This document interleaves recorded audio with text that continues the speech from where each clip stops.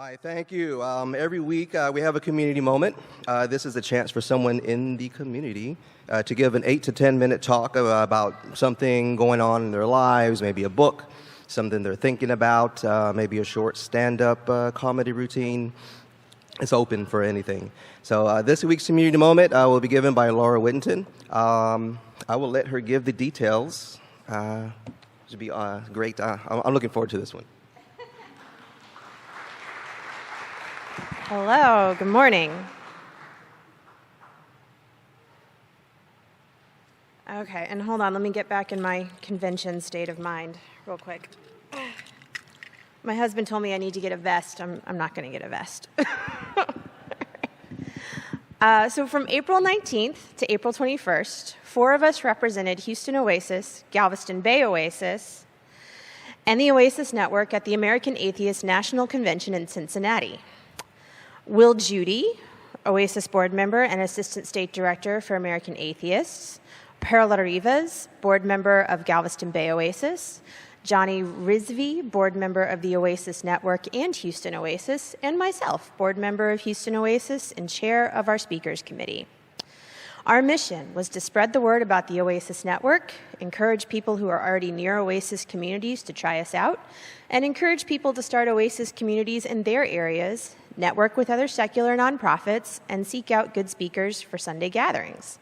We had a hugely successful weekend. Johnny and I woke up at 3:30 and took an early flight out of Bush Airport on Thursday morning, and we were waiting at the gate, and I asked him if he had a suitcase full of tchotchkes and swag and signage, and he said no. Because all of the stuff that we had that was existing had an incorrect email address on it. So we dropped our bags at the hotel and booked it to the nearest FedEx, managed to get everything we needed for a table designed and printed within a few hours. And we ended up with a pretty good table. That sign in the back in the expo room, it was really nice because, you know, when you were walking around the whole expo room and you just kind of looked up and scanned the room, there was the Oasis logo right there. I'm glad we had 4 people because it takes a lot more energy to stand behind a table and talk to people all day than I had imagined. So it was good that we could take it in shifts and not get burnt out. And my notes just went away. There we go. So when the expo room was open, there was always somebody behind the table to talk to people. We talked to people from all over the United States and always beginning the conversation with, have you heard of the Oasis Network? Some had. We saw Karen there. She stopped by the table. A few had already attended an Oasis. For those who had not, we got a variety of reactions. One was, it's not for me, but I'm glad that there's a community like this that exists for those that be into it. The second was, that sounds interesting. Is there one near me that I can get involved with? The third was, wow, there are really that many communities in Utah? Ex-Mormons got to go somewhere. And there isn't one near me. Please tell me how I can start one. So here's my convention pass, and here's the list of all the other exhibitors. There we are, right there on the second column, third down, Oasis Network. We collected over 200 email addresses of people who want to know more about Oasis, and our plan is to put those who are near each other in touch, so hopefully they can start their own launch team. We already have a meeting set up with a group in Virginia. Halfway through Friday, we realized this is something Oasis needs to do every year, and we started making a list of things we need to have for our table next year. And as I talked to people in the expo hall as they were coming by our table, there were 2 things that I observed in their reactions that were extremely encouraging. Many people who stopped by the table really liked that we did not label ourselves as an exclusively atheist organization. They liked keeping the umbrella, you know, broad, secular, free thought, non-religious, whatever you're comfortable with. And they liked the idea of having a community for everyone who's non-religious.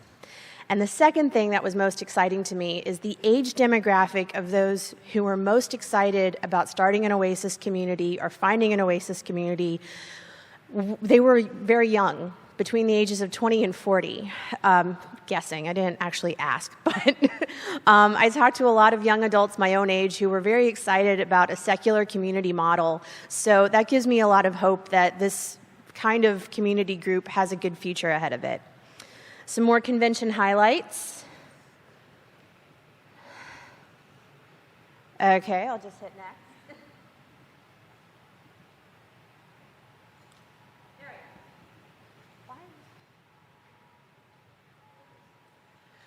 We tasted the local fare. I don't know if y'all are aware that Cincinnati is known for serving chili on top of spaghetti. If you want my honest reaction to it, you can ask me later.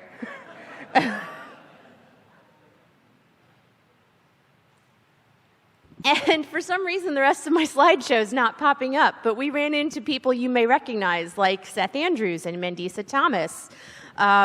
We did not get a lot of sleep. I kept telling myself every morning when I woke up, I'm not going to stay out past midnight tonight.